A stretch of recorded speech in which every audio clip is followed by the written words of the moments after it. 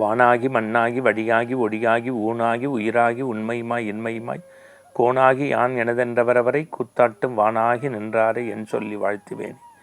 மண்ணும் மின்னும் நீரும் நெருப்பும் காற்றும் இணைந்த இயற்கையை வணங்கி இறைவனுடைய திருப்பாதத்தை சிக்கன பற்றி இன்று நாம் சிந்திக்க இருக்கக்கூடிய தலைப்பு அருள் நேரத்தில் ஆனந்த ஆரம்பத்தில் இயற்கையும் இறை அடியார்களும். இயற்கையும் இறை அடியார்களும்.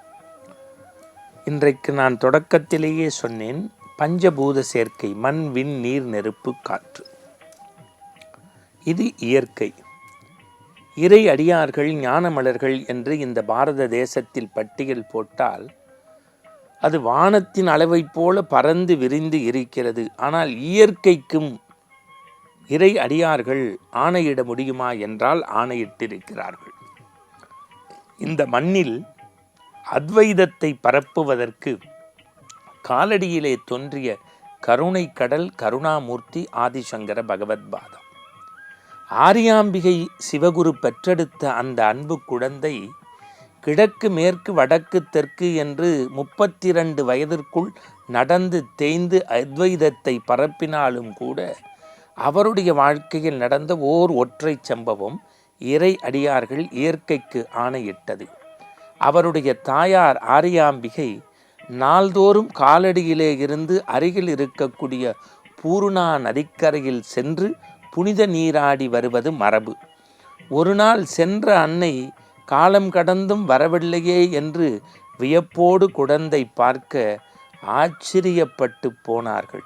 காரணம், குளித்து முடித்த தாய் தள்ளாடி தள்ளாடி தடுமாறி இயற்கையின் வெப்ப காரணத்திற்கு கீழே விழுந்து கிடந்தார். உடனே ஆதிசங்கர பகவத்பாதா இளைய வயது தன் ஞானத்தால் ஒன்றை யோசித்தார். நெடும்பயணம் செய்து நீராடுவதை காட்டிலும் அந்த நீர்நிலை நம் இல்லத்தை ஒட்டி ஓடினால் எப்படி இருக்கும்? நினைத்த மாத்திரத்தில் இது என்ன திருப்புவதற்கு வாகனமா? ஓடுகின்ற ஆறல்லவா? இருந்தாலும் நீரின் முன்பு நின்று கண்ணை மூடி சில தோத்திரங்களை சொல்ல சொல்ல சொல்ல சொல்ல பூர்ணா நதிக்கரை அவர்கள் இல்லத்தில் அப்படியே இந்த டேக் டைவர்ஷன் இங்கிலீஷில் சொல்லுவாங்கள்ல, அது மாதிரி ஒரு டைவர்ஷன் ஆகி அவங்க வீட்டை ஒட்டி வர தொடங்கியதாம். இன்றைக்கும் காலடிக்கு போய் பார்த்தால் பூர்ணா நதிக்கரை ஒரு இடத்தில் வளைந்து இவர்கள் இல்லம் நோக்கி திரும்பி பிறகு மீண்டும் இணைவதை காக்கின்ற போது ஞான தபசுகள் சொன்னால் இயற்கை கட்டுப்படும். இப்பொழுது நான் அப்படியே இங்கிருந்து உங்களை வடநாட்டுக்கு அழைத்து செல்கின்றேன். சின்ன சின்ன பாதம், சிங்கார பாதம், சாய்நாதர் பாதம் என்பார்கள். அந்த சாய்நாதர் ஒரு நாள் பகல் பொழுதில் ஒரு அற்புதமான துணி என்று பெயர், எரிகின்ற ஒரு ஞான அடுப்பு போல இருக்கும். அதிலிருந்து உருவாகுவது சாய் சன்னதிகளில் உதி என்று வைத்திருப்பார்கள், ஒரு திருநீற்றின் வடிவம். அதை வாயால் ஊதி கையால் விசிறிக்கொண்டே இருந்தார். இது என்ன மூடத்தனமான செயல் என்று எல்லோரும் நினைத்த போது கண் திறந்த பாபா சொன்னார், நெருப்பு தன் வேலையை காட்டத் தொடங்கியது. அருகில் இருக்கக்கூடிய மசூதி தீக்கிரை காக்க போகின்ற நிகழ்வை தடுத்து தீயை உள்ளிழுப்புவதற்கு ஊதி கையால் விசிறினேன் என்றார். எல்லோரும் வியந்தார்கள்.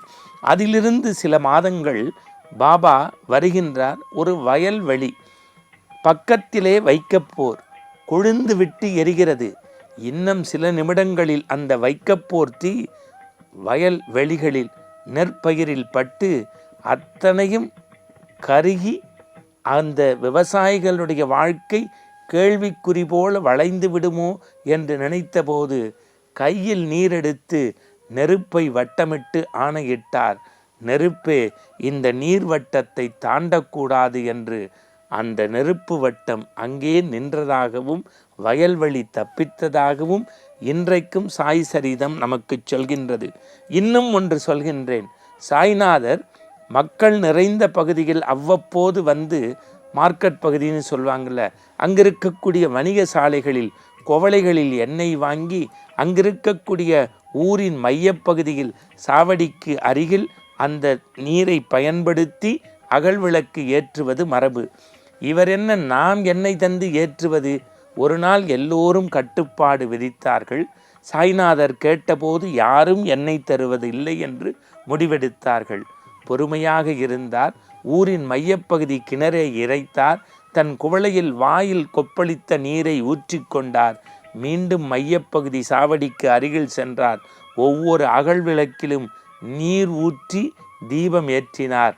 தீபம் நின்று நிதானமாய் எரிந்தது. தீயிக்கு வட்டமிட்டுவதும் ஓடக்கூடிய ஆற்றை தன் இல்லம் திருப்புவதும் இன்னும் சொல்ல போனால் நீரில் விளக்கேற்றுவதும் சாதாரண மனிதர்களால் முடியுமா என்றால் இந்த ஞான மலர்களால் தான், இந்த இயற்கையையே ஆணையிட்ட இந்த இறையருட் செல்வர்களால் தான் முடியும்.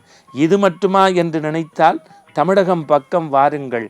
வாடிய பயிரை கண்டபோதெல்லாம் வாடினேன் என்கின்ற வள்ளல் பெருமான் அணையா அடுப்பு என்று அக்னிக்கு கட்டளையிட்டு இது அணையக்கூடாது என்று வடலூரில் தோற்றி வைத்த அந்த அணையா அடுப்புத்தான் இன்றைக்கு மனிதனை தனித்திரு, விழித்திரு, பசித்திரு என்று ஞான வேள்வியில் ஈடுபட்டாலும் வயிற்று பசியை போக்கக்கூடிய அணையா அடுப்பை இந்த மண்ணில் இயற்கைக்கு ஆணையிட்ட இறையருட் செல்வர் நம்முடைய வள்ளல் பெருமான்.